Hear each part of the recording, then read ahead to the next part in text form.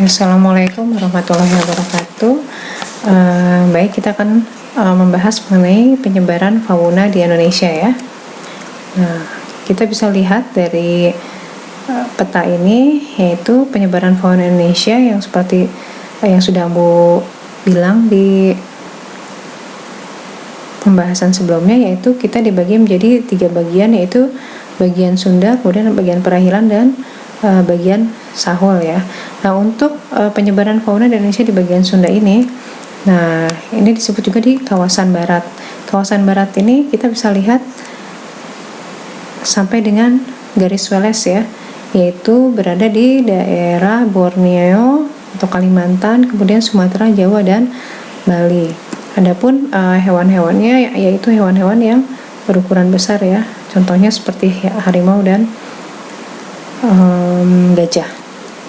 Nah, untuk di fauna kawasan peralihan, kita lihat di gambar ini adalah dibatasi oleh garis Wallace sebelah barat dan garis Lydekker sebelah timur ya.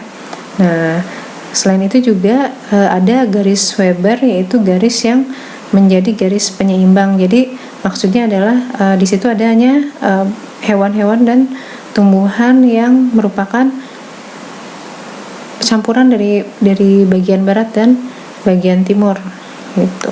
Contohnya adalah fauna kawasan peralihan ini adalah babi rusa babi rusa tersebut juga anoa ya. Kemudian ada juga reptil besar seperti komodo.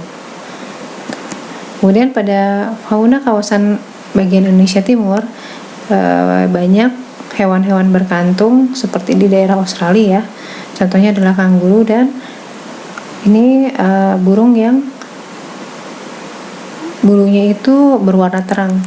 Nah, untuk daerahnya ini adalah berada di sebelah timur setelah garis Lydekker ya, yaitu di daerah Papua.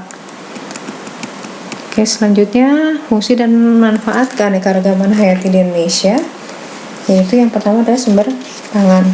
Contoh dari sumber pangan itu adalah kalau di daerah barat banyak kita mengkonsumsi beras. Kemudian ada juga di beberapa daerah ada yang memakan sagu ya. Kemudian ada juga buah-buahan yang kita banyak konsumsi untuk tropis Indonesia adalah contohnya rambutan, manggis.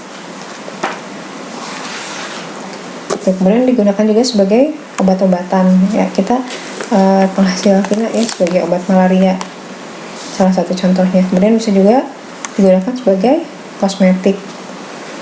Kemudian bisa juga sebagai bahan sandang. Bahan sandang itu bahan-bahan yang digunakan untuk pembuatan baju ya, seperti tali rami ataupun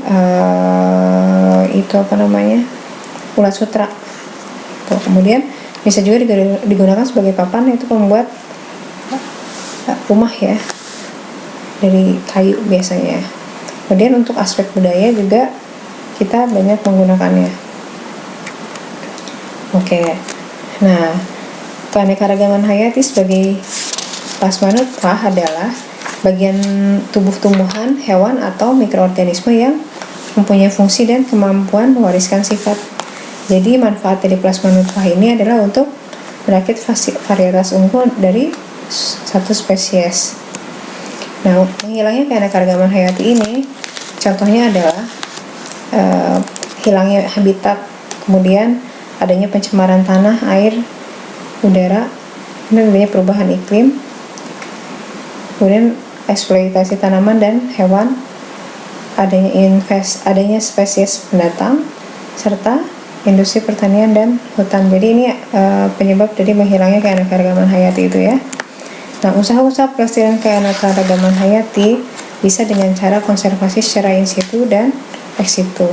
Kalau konservasi secara in situ itu yaitu konservasi yang dilakukan pada habitatnya. Contohnya adalah cagar alam, ya, kemudian suaka marga satwa, ada juga cagar biosfer dan taman nasional. Nah, untuk konservasi ex situ contohnya adalah adanya kebun koleksi, kemudian kebun plasmanutrah.